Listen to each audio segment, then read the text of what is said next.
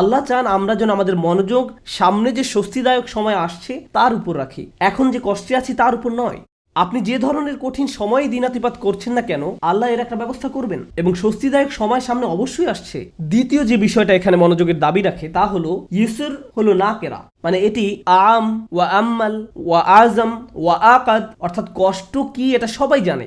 হয়তো এটা অর্থনৈতিক কষ্ট, স্বাস্থ্যগত কষ্ট, মানসিক কষ্ট, আবেগ সংক্রান্ত কোনো কষ্ট, বা আপনার কষ্টের জিনিস হয়তো আপনার পাশেই বসে আছে, আমি জানি না। সবার জীবনে কোনো না কোনো সমস্যা রয়েছে।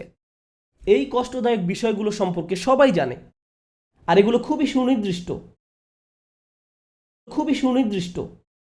কিন্তু আল্লাহ বলছেন কষ্টের চেয়ে স্বস্তিটা অনেক বড়, অনেক বিস্তৃত।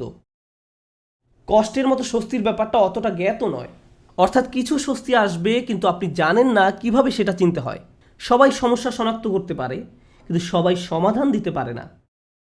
আল্লাহ যখন আপনাকে স্বস্তি দিবেন, আপনি হয়তো এটাকে স্বস্তি মনে নাও করতে পারেন। আল্লাহ আপনার জীবনে স্বস্তি নিয়ে আসবেন, কিন্তু আপনি হয়তো বুঝতেও পারবেন না যে আল্লাহ আপনার জীবনে স্বস্তি নিয়ে আসছেন। তিনি আপনার জীবনে এমন দিক থেকে স্বস্তি নিয়ে আসবেন যা সম্পর্কে আপনি জানতেন, আবার এমন দিক থেকেও নিয়ে আসবেন যা সম্পর্কে আপনি ভাবতেও পারেননি। অপ্রকাশ্য জগতের ব্যাপার। এই বাক্যাংশে ইন্নামা আল উসরি অর্থাৎ কষ্টটি এটি সুনির্দিষ্ট, জানা। পরের শব্দ ইউসরান হলো নাকেরা বা অনির্দিষ্ট, অর্থাৎ স্বস্তির ব্যাপারটা অজানা। কারণ অনেক সময় মানুষ কেবল সে বিষয়ের উপর ফোকাস রাখে যা দেখা যায়, তারা যা দেখতে পায় না তার প্রতি কোনো মনোযোগ দিতে পারে না। এখন আল্লাহ আমাদেরকে বলছেন অদৃশ্য স্বস্তি বা আরাম তোমাদের জন্য আসছে সব সময়। এই অদৃশ্য স্বস্তি সব সময় বর্তমান। আরবি ইন্না শব্দের অর্থ নিশ্চয়ই। আরবি ভাষাবিদরা ইন্নাকে বর্ণনা করছেন হারফুন লিজালাত ইসাক, অর্থাৎ ইন্না বাক্যে ব্যবহৃত হয় সন্দেহ দূর করতে। একটা সহজ উদাহরণ দিচ্ছি। আপনি যদি কোনো সমস্যায় পড়েন, ধরুন সমস্যাটা দেখা দিয়েছে চাকরির কাজে বা পরিবারে। এখন কেউ এসে বলল, আরে ভাই এটা কোনো সমস্যাই না। আপনি বললেন এটা একটা বিশাল সমস্যা, অর্থাৎ সমস্যাটা সম্পর্কে আপনার মনে কোনো সন্দেহ নেই, কিন্তু সমাধান নিয়ে সন্দেহ আছে।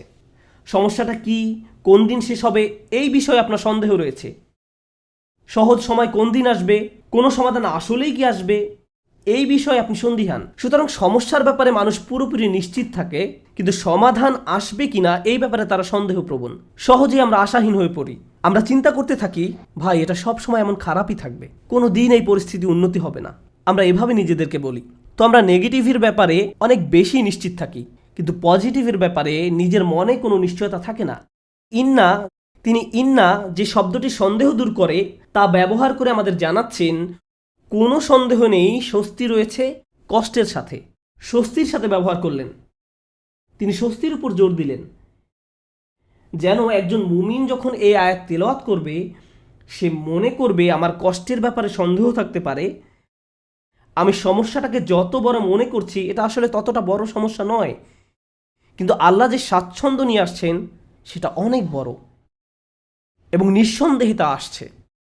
এটা আমাদেরকে মন্দের ব্যাপারে সন্দেহ প্রবণ করে তোলে।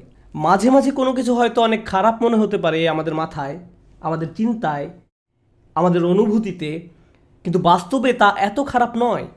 কিছু মানুষ কোনো একটা সমস্যাকে তার চিন্তায় বড় থেকে বড়, আরও বড় করে তোলে, শেষে সেটা নিয়ন্ত্রণ হারিয়ে ফেলে। মাঝে মাঝে আশেপাশের মানুষের সাথে যদি সমস্যাটা নিয়ে কথা বলেন, তারা এটাকে ছোট করে দেখার পরিবর্তে আরও বড় করে তোলে। তখন সমস্যাটাকে তার আসল অবস্থার চেয়েও অনেক বিশাল মনে হয়। আর যে স্বস্তি আল্লাহ নিয়ে আসছেন তা আপনার সামনেই বর্তমান, কিন্তু আপনি তা দেখছেন না, কারণ সমস্যাটাকে আপনি কাল্পনিক দৃষ্টিতে অনেক বড় করে দেখছেন। তাই আল্লাহ আযজা ওয়া জাল্লা বলছেন স্বস্তি আসার ব্যাপারে নিশ্চিত থাকো, এ ব্যাপারে মনে কোনো সন্দেহ পোষণ করো না।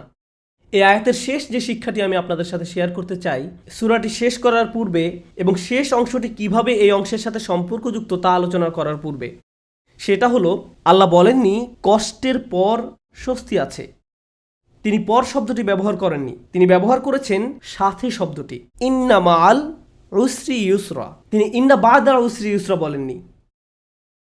সাথে এবং পরে এই দুইটা শব্দের মাঝে বিশাল পার্থক্য আছে। এখানে বড় পার্থক্য রয়েছে কষ্টের সাথে স্বস্তি আছে এবং কষ্টের পরে স্বস্তি রয়েছে, এই দুই কথার মাঝে বড় একটা ফারাক আছে। দুটি পার্থক্য আপনাদের সাথে শেয়ার করতে চাই।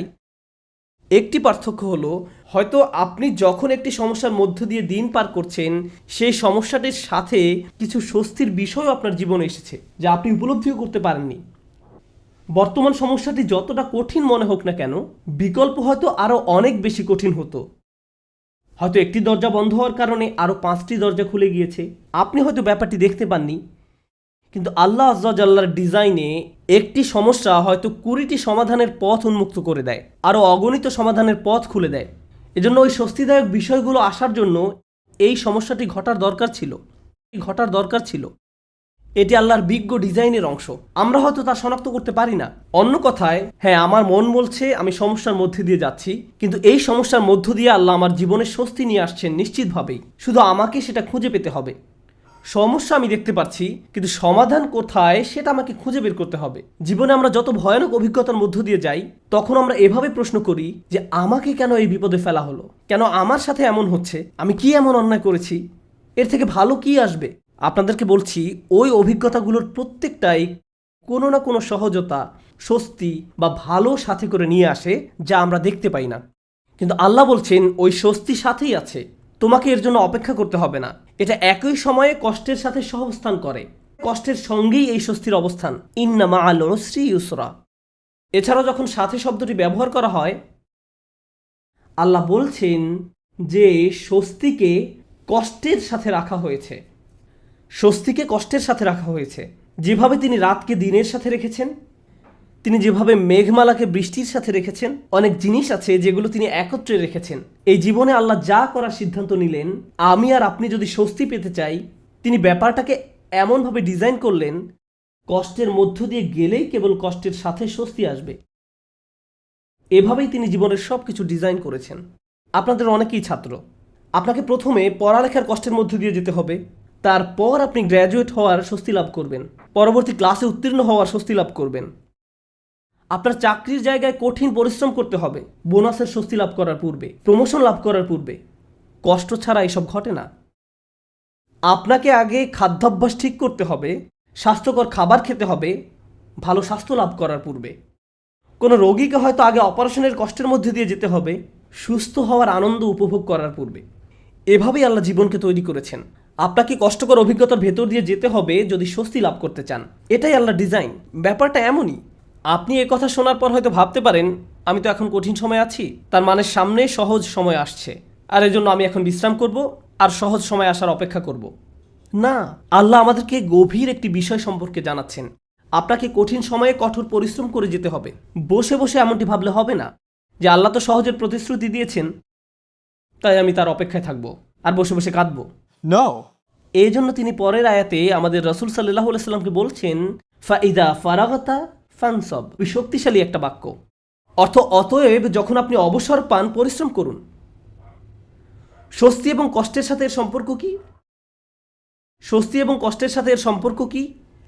আল্লাহ চান না আমি আর আপনি যেন অলস হয়ে বসে থাকি। যখন আমরা কোনো কঠিন সময় থাকি, তখন আল্লাহ চান আমরা যেন প্রচুর পরিশ্রম করি। অন্য মানুষদের দেখবেন, যখন তারা কোনো কঠিন সময় পতিত হয়, সব কিছু ছেড়ে দিয়ে একেবারে হতাশ হয়ে বসে থাকে। তারা নিরাশ হয়ে পড়ে, উদ্বিগ্ন হয়ে পড়ে, সব কিছু বাদ দিতে শুরু করে।